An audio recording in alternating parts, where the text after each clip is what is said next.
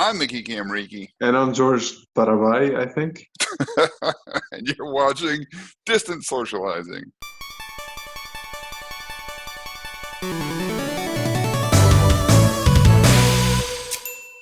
Obviously, I've known you for a long time. Some people may not know you outside of the GCC, as unbelievable as that is. So let people know who you are and what you do. I'm George, as I said in the intro, last name Tarabay, if my mother was truthful to my dad. I'm just an average human being who's very passionate about a lot of stuff. What are main things you're passionate about? Film, man, like it has to be film. Anything related to moving pictures and videography, anything that you put under that umbrella, sound design, whatever. I'll probably spend hours just reading about it. That's my main thing that I love. Same here. But I hate videographer. I hate when people are like, this is my videographer. I film, I edit, I write, I do sound, I do Yeah. color grading. Like, I'm not just the camera guy. Like one time I did a documentary and I showed up for this rapper. And he's like, yeah, this is my cameraman. I'm like, bro, I will leave right now, dude. He's like, why, what's wrong? I'm like, I'm not your cameraman. I'm like, I'm making a documentary about you that you're not even paying for. So The title doesn't matter as long as I get to tell him, hey, bitch, stand over there and you do exactly what the fuck I say. You can call me the mailman. I don't care. Just fucking do what I tell you to do when I tell you to do it. I don't care. yeah. Call me whatever. Call me Nancy. I don't care. I'm serious. Don't call me Shirley.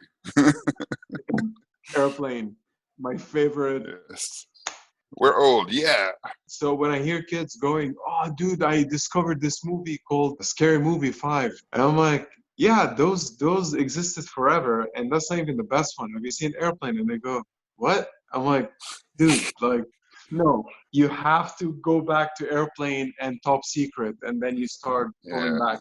The one that like nobody ever talks about, which I think is their best one, the Kentucky Fried Movie. Yeah, yeah. It's basically like 2 or 3 short ones and then one long one. The long one is a spoof of Enter the Dragon. And then there's so Okay. many good jokes in there, man. It's that brand of comedy that National Lampoon's like absurd, straight on the nose, like right on the nose. They don't care. They just say it as it is. Top Secret's pretty damn amazing too, man. There's so many. Yeah. Hot Shots. To be honest, it is my favorite one. Airplane. No, Airplane would have to be my ultimate favorite one. But in the modern genre, Hot Shots takes the cake, man. Like it's the best Yeah, one ever made. The jokes, the building up entire sets just for a silly tiny joke. I yeah, am a big fan of that genre of comedy. Like even yeah. in my sketch videos, I would go a whole length, like a whole mile just for a silly joke. And I would spend 5 hours editing a silly video just for that one, like the payoff would be something very silly, and I would love to do that, and I don't Yeah, mind. That's the best form of comedy, in my opinion. yeah, I do the same thing. Like when I edit Q-tips, there'll be like one sentence that Hamid or Khalifa said that was really funny, but I want to punctuate it with like a video or a graphic or whatever. And that Yeah. that little punctuation, that little joke might take me 3 or 4 hours. But the payoff, dude, like really, the joke, it's so much bigger when you do that. Even if the joke is silly and the payoff isn't that great, they would still appreciate the effort, and that's funny by itself. Like somebody would put in 4 hours. A sane person wouldn't go through that. The absurdity of putting the time and the effort into something silly. That's the funny part. The main thing, like the way that I met you was DJing, and the impetus for that whole thing was you being a stand-up comedian. So like I asked Hamid, why and how would you get into stand-up? I was a virgin till I was 22. By virgin, I don't mean physically, I mean even mentally. I didn't date officially a woman until I was 22. And What about men? that's for another episode. She was my first love and my first experience in a relationship. And she broke my heart. It was raging inside me. And in that same time that was happening, and after a year and almost 2 years with her, she cheated. So, I mean, I wouldn't blame her. I didn't know about stand-up. Mind you, I knew about comedy and I loved comedy movies, but stand-up was such a foreign concept to me that I would never watch a comedy. A friend of mine shows me this French comic, Gad Elmaleh, and that just blew my mind. Here's this guy telling stories about his life, his day to day, and it's funny, and people are just dying. Wow, like if I can take everything that happened with me, with that woman, turn it into something funny that I can share with people instead of just sitting here and crying about it. That's what I did for 3 or 4 weeks. I took every thought I had about her and put it into a joke. And it was mostly one-liners, and they were mean and juvenile, like we had a very deep connection. It was about 12 inches long. So jokes like that. It was super juvenile, like it was childish. They launched a stand-up comedy competition in Lebanon, basically comedy competition. And I knew these guys who were friends, and they said, hey, why don't you just show up and do your thing? Like, just try. And I did show up. That set that I wrote, I did it, but it bombed so hard. I came off the stage and I'm like, well, I tried at least.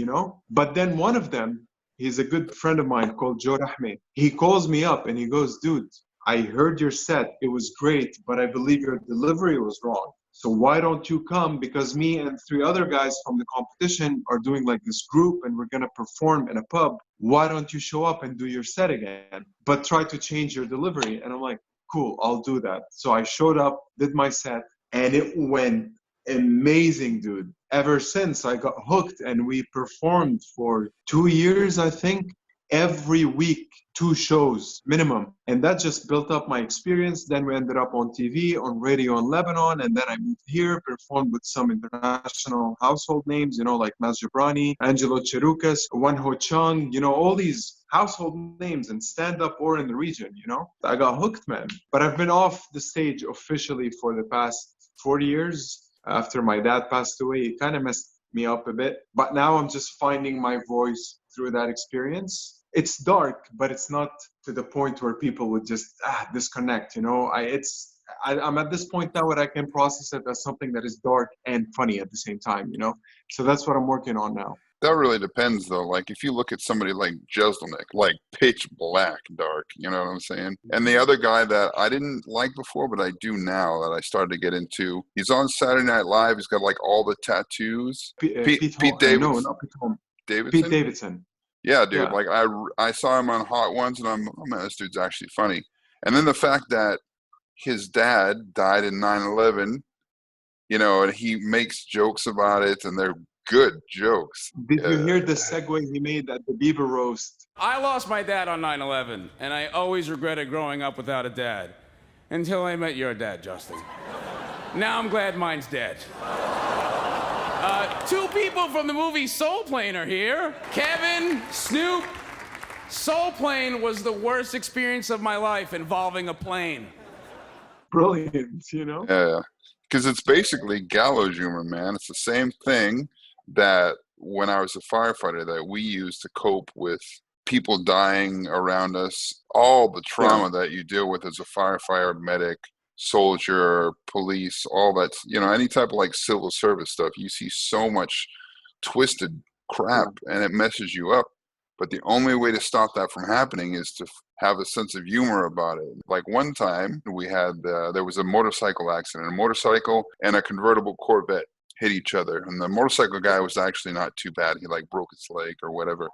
The Corvette guy rolled and he landed like on the side of the car. So we're like, oh, okay, maybe he's all right. So we walk around on the side of the car, and I was the engine crew chief. So I was like on scene command. So I'm like talking dispatch and telling everybody to get there and what's going on.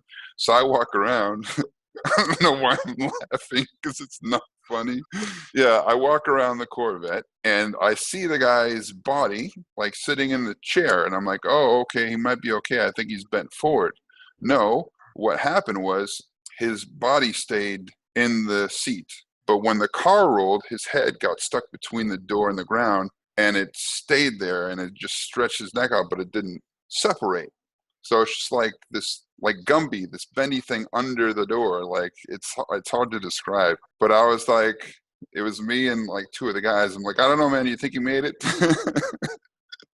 Yeah, dude, I totally get it. And look, here's what pisses me off with today's internet culture, the way things are happening. I understand that not everybody is built equally in terms of mental toughness, but at the same time, I believe there's a huge part due to people sheltering their children. You know, I Yeah. mean, I'm not saying it's okay, and I hate to use that word bullying because I believe it's such a snowflake term. We were bullied. You, me, everybody that I know in my generation was bullied. But at the same time, the majority of us came out just fine. We're actually the generation that is mostly agile Because we to dealt with it. cope. Yeah, I mean, look, most of us quit their jobs, going after something that they're passionate about. Most of us are entrepreneurs. Most of us are successful executives, if not entrepreneurs. So that built us well. Yeah. And today, what is happening online is people trying to be sheltered. And like, no, you cannot say that. Safe Say it. space. Safe space. Yeah.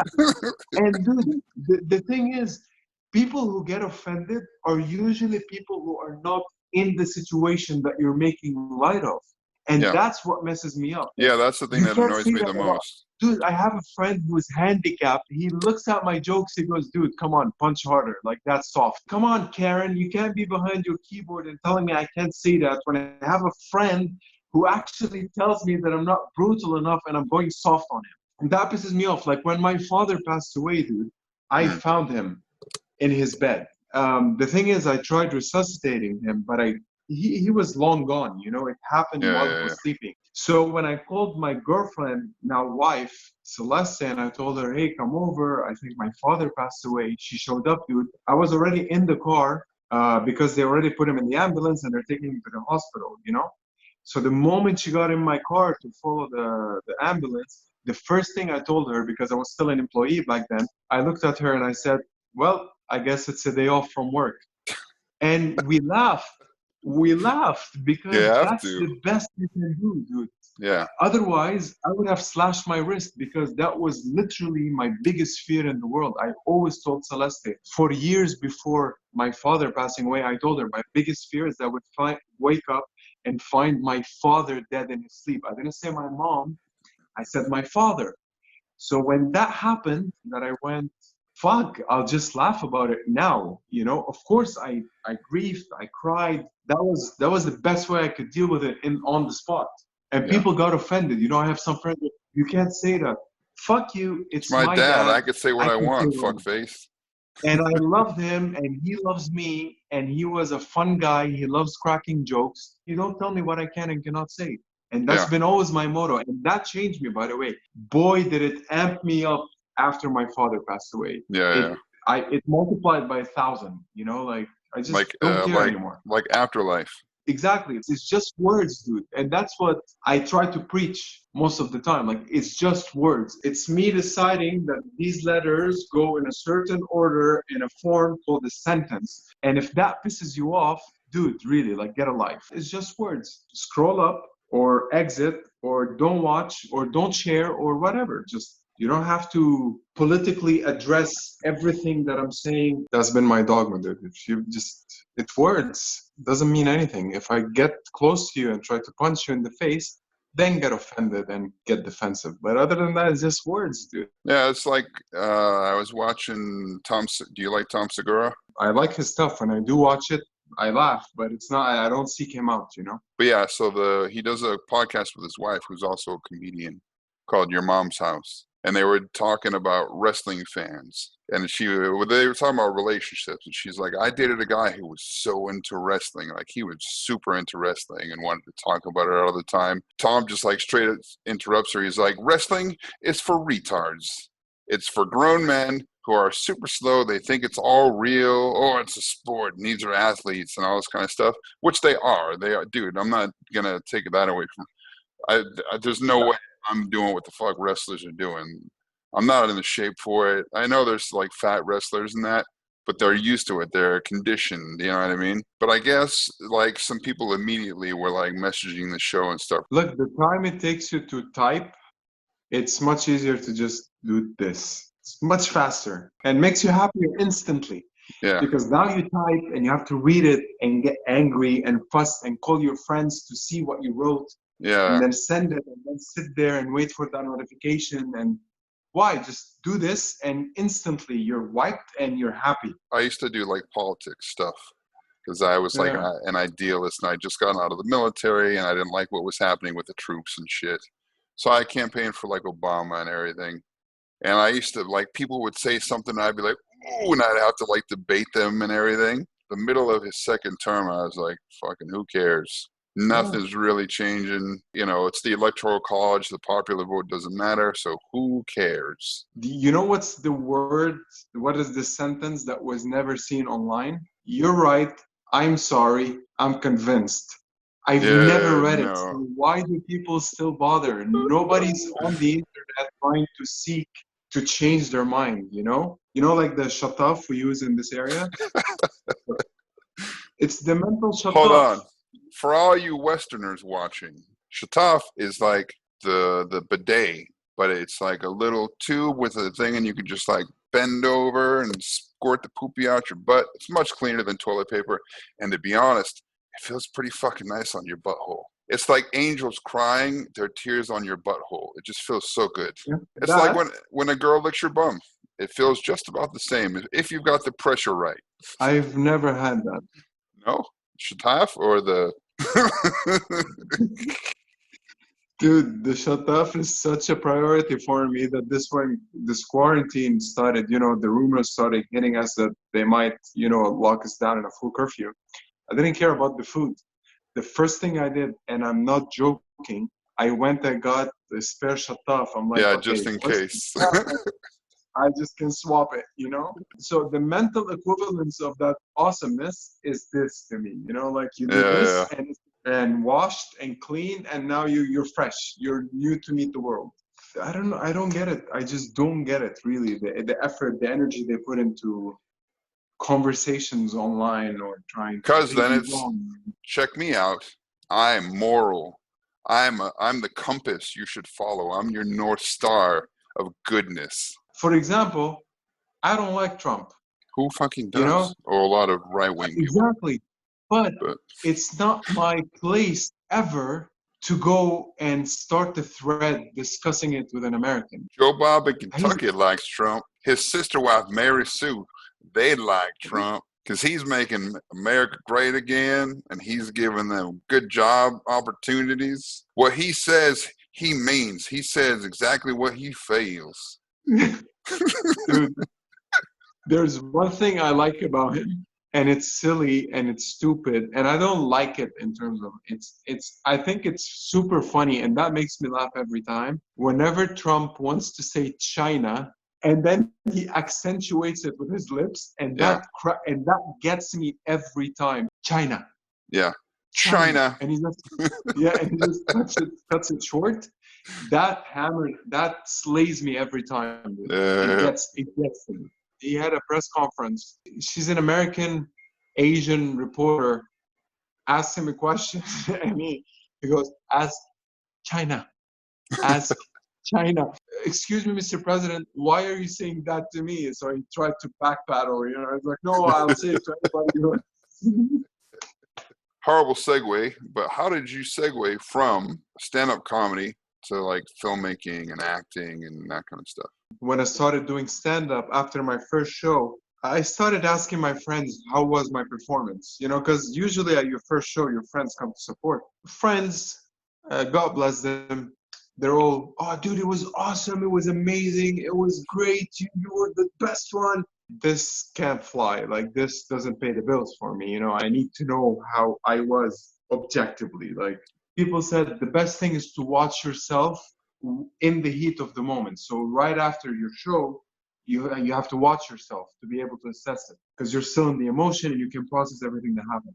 I didn't have a camera, and of course I wasn't making enough money to get a camera, and I was a university student. So long story short, my friend Joe, we filmed, but he was working in a distant area in Lebanon, so I couldn't see him until the weekend. So that, you know, prolonged the time for me to be able to capture the footage, and then him transferring it to me on my hard drive. So you had to capture the footage. It wasn't just memory card, plug it and take it out. You had to play it. So you have to do the full runtime.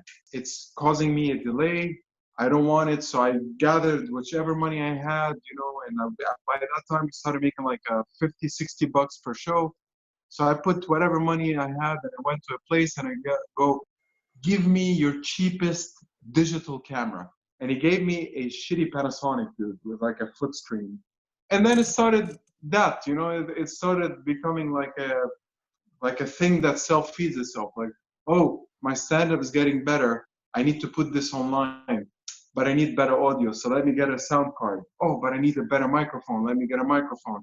I need a better tripod, blah, blah, blah. So it started building up all these blocks, And before I knew it, I was doing for the entire group of stand-up, I was doing, marketing material, some promotional videos, some voiceovers. They were shitty, but that's how I started. Then I started learning Adobe building blocks. Then I finished university. I came to Kuwait and I was an engineer while I was on the radio, but I always had this passion to film sketches. And I always done that, by the way. I edited my first sketch on 3 VCR recorders, where I would put one tape and 2 are playing, and I would pick the scene and connect them with the wires. I did that before, but digital never. So when I learned that and I came to Kuwait, I bought a camera, but I never knew why I needed the camera. When I decided that I don't want to do engineering anymore because I didn't care, I started thinking, what do I really care about? Like when I was on TV doing stand-up in Lebanon, that's what made me happiest. It's not when I was doing my stand-up in front of the audience and in front of the camera. It's when I was behind the camera in the OB van looking at the mixers and the director, and I decided it's time to venture into it. And I jumped in, and by that time it had changed so much. DSLR had become the new norm. So I just had to put myself through 20, 21 hours daily of YouTube tutorials and just learning stuff. And it just started, it's like a snowball. The main thing that I would recommend to anybody watching who wants to be a filmmaker or even like a vlogger, whatever, film as much as you can, not like stupid shit. You want to film for the edit. Don't film just like a million things. So I always try to keep in mind what you want the end film or product or whatever the fuck you want to call it to be. But you got to get out there. You got to film. You got to make mistakes. You got to screw up a lot. Not for clients, preferably, because that's bad. And you want repeat business and stuff. But the more mistakes you make, the better you'll get at things. The more it drives home what you should and shouldn't be doing. It's just like with stand-up. You had that show that bombed, and then you got advice, and you figured out, okay, that's not the delivery I need. I need to go about it this way. When I decided to quit engineering, one of the things that I had in mind, should I go back to college? And I don't know how or why. It's not like that I researched, but I think in the spur of the moment, I decided, and I told her, no, with college, I'll have paid a lot of money and then I'm going to have to start from scratch. I'd rather study on my own terms, and instead of spending that money for university, I would like to own my equipment. This was the greatest approach I've ever chosen in my life, because it allowed me to be curious about everything on my own terms. Why is my audio shitty? And I would spend 3 weeks learning the hacks of audio, until I fixed it. 5 years into this, and I'm doing bigger jobs for the national airline. Taco Bell. These are big names. That made me realize what I really am interested in. I learned that by being curious about everything. In university or college, what I've noticed is that they bombard you with everything, and you should learn it in 3 years. Yeah. And you're just getting glimpses, like the history of cinema. True, it's important for somebody who's a movie buff and wants to understand styles and motivation, camera motivation or lighting motivation. It's good to understand the history of the cinema. But for somebody who's into, let's say, VFX, they have to teach him, I don't know about what, and then this, and then that. And he's generally probably not interested in it, If you're lost about filmmaking and you don't have one specific department that you want to be involved in. I reckon do it on your own. It doesn't matter. Believe me, like Tim can vouch for it. I can vouch for it. When you sit on a table with a client, they never tell you, show me your university degree. That never Oh, happens. hell You know no. what they say? Show me your last job. That's Yeah. that's the one thing they'll ask you for. Show me Or your last job. or more often than not, they'll say, here's all the videos I want you to rip off. Just do this. Oh my God, this is a topic that it's a major pet peeve of mine. You know Daniel Schiffer, of course, right? He's very famous for those whip transitions with his Oh, camera. yeah, You know? yeah. Every single videographer in Kuwait, Bahrain, and I've seen ads from Qatar, you know, sponsored ads. They're trying that style. Now, I'm all for loving something and you want to replicate it and add your own touch to it. But the problem is they're not adding a touch and it's coming off as the Fiverr version of Daniel Schiffer. Yeah. And it's terrible and it's very messy and it's laugh inducing, you know? Yeah. And to make things worse, Daniel Schiffer 2 weeks ago got his girlfriend, who's not a filmmaker, she's just a vlogger slash basic editor, and he challenged her to make a video similar to his style without him helping her, but she has 3 lifelines with his friends. She ended up making a video that is 10 times better than the best one that they rip off here in this region. Yeah. And that was just to me like, okay, guys, I think you should stop. You know, if this woman who's never filmed in her life other than basic point and shoot style ripped off her boyfriend and did a better job than you guys who claim to be videographers and filmmakers split, you know? My favorite is, I have a camera and a gimbal. I'm a filmmaker. You forgot 2 ingredients, teal and orange and black bars. Look, I love people who love what they do. I'm eager, but I'm not in a hurry, if that makes sense. Yeah. Like, I'm eager to become a household name. I'm eager to do something insane. But I'm not in a hurry. I'm not going to burn steps. I'm not going to rip off Daniel Schiffer to become that person, you know? Yeah.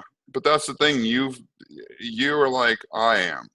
I never ripped off anybody. Like everybody, like if I saw Quentin Tarantino and I liked a shot, then I'd like to try that shot. But the whole video is not going to be that. But there's so many people that do that. And a lot of people will say I'm a photographer and a filmmaker. And then I'm like, okay, put your camera on manual mode. Then tell me that you're a photographer or filmmaker. Take it off all that auto shit and everything else. Now, some of that stuff I did early on. Like I used to put the bars depending on the video because I wanted to have a more cinematic look. And now I'm like, what the fuck was I doing? Like, I'm not saying that's bad. Actually, for certain things it works. Yeah, but not everywhere. And I despise when people, it's a hot dog sandwich, hot dog place, and they slap these black bars and teal and orange. Why? Color grading is a character. It's a story element. Teal and orange is more about hope, futuristic, that kind of vibe. Don't add the black bars because it's not anamorphic. You're not shooting white backgrounds to try to compress the distance. So what are you trying to do? I don't get it. That's what blows my mind. It is unmotivated use of stuff. Yeah, I've done it. You've done it. We've been you're learning. But even when I did it wrong, I didn't do it often. Yeah. You know, I slapped it once on a restaurant video, but the next one I didn't. And that's what I admire about you and your work. And I've always told you that. It's not that let me slap some lights, put my camera on the tripod and hit record. You design your lights, you design your framing, you design all the elements. And I'm doing, actually it's ongoing now. It's a series in Ramadan with AAB. And I broke down lighting into 3 episodes. And I have done one in the previous year. And still, I didn't cover 1% of the basics. You know, and I have people reaching out going, dude, like I never knew lights should be motivated or lights should have a reason to be a certain way or a certain color. And I'm like, yeah, that's what happens when you read. It's about making the scene look right for what you're trying to achieve, you Yeah. know, and you do that so tastefully, dude. And I've told you that many times. Like, I love the fact that in a world today where everybody's looking for that great LUT to add to their footage and make it look crispy and cinematic and blue and, decontrasted and whatever, you still go the opposite direction and just do a whole video black and white. And that blows my mind. And I understood your motivation behind it, but then when you said it, it made a lot of sense. Like, you want people to focus on the story, not the camera, and that makes a lot of sense, dude. And when I watch your shit, that's always great. And because, as a filmmaker, and you do that as well, when you're watching somebody else's work, even if it's your brother, you tend to be judgmental a bit. I would have done this shot different. Yeah. I would have framed it different. But when it's black and white, honestly, it strips you out. It's like, okay, none of that shit. Focus on the story. And I love Yeah. that, especially in 2020 when people are buying the Daniel Schiffer or Peter McKinnon LUT pack, or I don't know what. And What's up, it's everybody? yeah, it's courageous, dude, and I like that. And again, it's because you are motivated by the story, and I admire that. And And for that's me- what people should understand, that every element that comes in play in your video or your documentary or your film should have motivation. Yeah. Should have a reason to be there, and it should be scientific and homogeneous, not just let me put a blue light and a green light. No, Yeah. it should have a reason. I love the black and white stuff because almost nobody uses it, but also because, like I said, it boils everything down to that performer or what they're saying or whatever. But like, I just did a video for a donut shop and it's like super, I didn't like pop the colors like crazy because they're already like vibrant. I popped the vibrancy to like 1.1 or 1.2. But I did most of the stuff in camera and everything. Like, I try to do as natural as possible because, and that's another reason I went with black and white for a lot of my stuff, is I did this one parkour video and like all the comments were, oh my God, Kuwait looks amazing. I can't believe this is Kuwait. Ooh, that sunset and like all this stuff. And I'm like, what about the fucking parkour, dude? You know what I mean? Yeah. And so the next video I did with the same guys in the same place, Sawabar, I did it in black and white and it blew up. Like, I'm at the barber shop getting my haircut and I hear the music from the video, and it was a weird song that like nobody knew about. And I'm like, oh man, I can't believe that song's on TV. That's the song I just used in my video. And it was like Kuwait Music Television or whatever. So I turn around and it's my fucking parkour video on Kuwait Music Television. I was like they didn't even ask me. They didn't even like credit me or whatever. Like, I did it for free. It was just for fun to make a parkour video with friends. But then it was on like all the blogs. It was in like architecture websites and all this stuff. And it's just parkour. It's black and white. And that's when I was like, okay. And that kind of started me on whatever the video is the thing I'm going to do. I'm not going to say, oh, this is what's popular or whatever. I'm going to do what feels right for that particular one. Some of the ones that you've done, like, with lighting and smoke and all this stuff, like I think you did a police one a while back. Oh, it was an ad for my friend's gym. It was Casa de Papel spoof. But look, my all-time favorite video that I've done, I was reviewing for AAB this spotlight mount by Aperture, and it gives you these cool shades. It spots your light, so if you have like the 300D or the 120D, it focuses the light in a beam, and then you can add a plate in front so you can have all these cool shapes in the shadows. That video to me is the best piece of content I've ever done. And literally, I shot 30 minutes worth of ultra slow motion footage. Every single second of that footage is usable. There's not one bit that goes, okay, let me check this one out. When I sat on the cutting table, it took me a lot of time I did it in segments, you know, like I chose footage and I was down to 2 hours. Yeah. Then I chose another footage and then I was down to an hour. Then it started becoming harder and harder and harder. Yeah. Then I laid down the track. I found the perfect track. I laid it down and then I started putting footage. And then I'm like, shit, okay, let me remove this, try this. So it was just mixing and matching. And it took me 10 hours, dude, to edit a 1 minute video. Yeah. 2 minutes, sorry. And then I took that, chopped it up the next morning and made it a minute. And that was the final. That works out about right, because I always tell people and potential clients, rule of thumb is like 3 hours minimum for a minute of footage, probably. As you said, if you love it, dude, you wouldn't mind sitting through it and just getting it done. What's the thing you're most proud of with your filmmaking? Doing it. The act itself, to me, is the pride, because I'm a civil engineer. That was my training. That was my degree. So when I wanted to quit KOC, where I worked, people laughed at me, dude. And they were like, really? You're quitting engineering to become a videographer?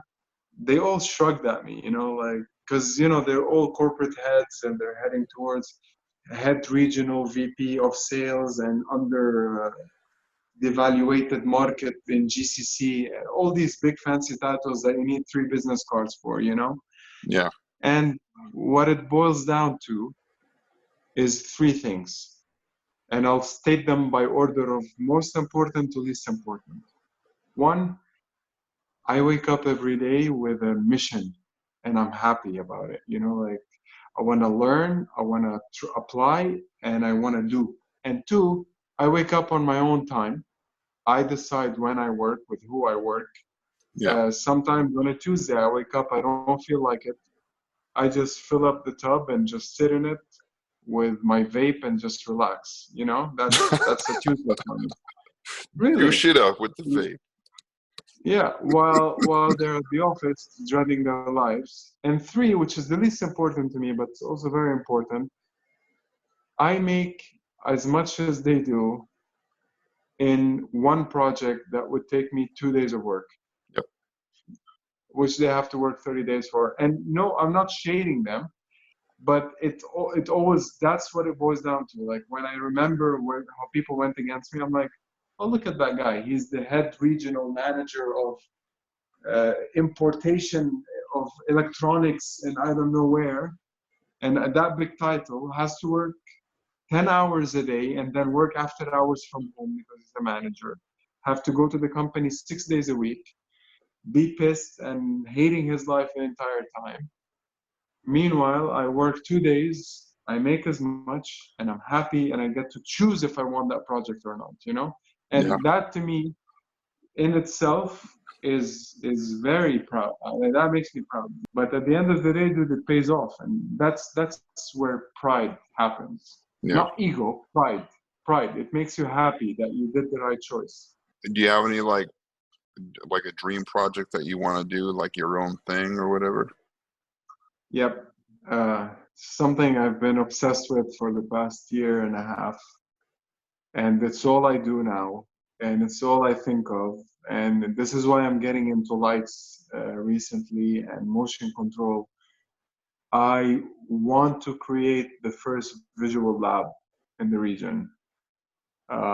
Something like Steve Gerald. The guy who works with the bolt arm, he did the infamous burger shot where it drops and it lands as a perfect burger on the table. Yeah. I love slow-mo, man. I love fluid dynamics. I'm an engineer. So that's something I'm working towards. I already invested in motion control system, which is the Edelkrone. And I'm doing some tests with the ProBlends, you know? Yeah. So that's something I'm getting into, and a bit of Arduino as well, like Arduino boards. I'm learning how to program them and how to use them to control stepper motors and whatnot. So yeah, that's something I'm working toward. It's a long-term goal, but it is what I love. And it combines everything that I love, physics and engineering and filmmaking. the world is ending because people's Yes. apathy and, you know, pollution and you name it, like everything's going to hell, and we're dying. And the government, you know, realizes this, you know, and they figure out some other stuff's happening, like some kind of cataclysmic event, like an Ellie or whatever, you know, like a meteor or some shit is coming to destroy Earth. But they've been planning this thing all along. And the US government, the Russian government, China, whatever, anybody who's got like a space program, they've all been working together and they've been building these ships, right?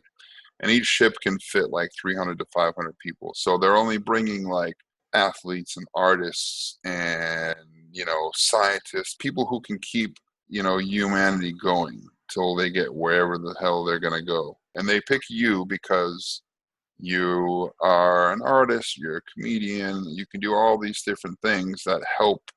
You're the seasoning on people's lives, right? You make life tastier, you make life better. So they need somebody like you there. You know what I mean? So they've given you 5 items you can bring. And it has to be movies, games, books, music, TV shows. So you get 5. It doesn't have to be 5 books or one of each thing, but you get to choose 5 things. So I should choose one in every category. It's up to you. You can do one every category, or you can do 5 movies. I don't care. What 5 things you know you have to have these 5 things to enjoy yourself or whatever.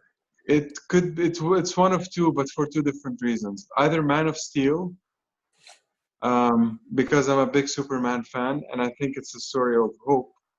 And it's good to have that sort of fantasy in a distant place.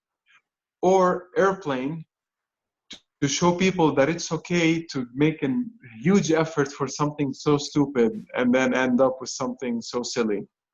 You know? So that would be motivational to me. Do you think that Man of Steel is uplifting and positive? No joke. I think it's one of the saddest stories to ever be told. Both visually, music. There's always this sense that he's alone, left alone. He's taking care of everybody, but nobody knows what's going on through his head, who he is, you know? Yeah. It saddens me. Plus, in Man of Steel, he has to like snap Zod's neck or whatever. Yeah. And exactly. he kills like half the city. but it has, in my opinion, it has the best scene that ever introduced a superhero, which is when he rips the door open and he's on fire and he walks in. The oil rig or whatever. Yeah, it's pretty manly. Dude, that in the movie theater, I looked at my wife, my jaw dropped, and she goes, "I know, me too." You know, we both had our excuses that day. Yeah. I really love the cinematography and the music in Casa de Papel. There's a scene in the last season that just aired. Dude, I keep watching it and it gives me goosebumps. It's when they tell the professor that. Yeah. And spoilers. They draw. What? Spoilers. 2 months in. Fuck you if you didn't watch it. Whoever you are, if you didn't watch it, it's no longer spoilers. It's well warranted. And then the professor just kneels to the ground, and they draw a parallel with kneeling down. And then the music in that entire sequence, the voiceover, his acting, the camera movement, the long shots they took of him just alone in that tunnel. And then her comrade in Helsinki lifting her up. That sequence of 4 minutes, dude, it gives me goosebumps every time I watch it. I love that show. It's so good. At least in modern times, I didn't see anything come to be as good as Casa de Papel in terms of execution. It's just insane. It's an insane show. For a book, I would pick Shakespeare's entire works. Why? Poetry is important. I write poetry myself. I do write sonnets, same style as Shakespeare, which is the Elizabethan sonnet. And other than that, the tragedies that he told, the comedies that he wrote, it's just a very simmered down, basic view of what a society should be. And I love that. Romeo and Juliet. People will look at it, oh, it's silly. That never happens today. No, it does. You can't marry that guy because he's from a different sect. American. He's not Indian. He's not Lebanese. He's not He's Syrian. not a lawyer. Yeah, exactly. So that still happens. It's basic human nature written with some poetic proses. For a video game, I would definitely go with Assassin's Creed. Which one? Any. Pick any title from the first ones to Black Flag to whatever. Syndicate. It's a great escape game. The creativity in weaving the story together to bring real historic events. Yeah.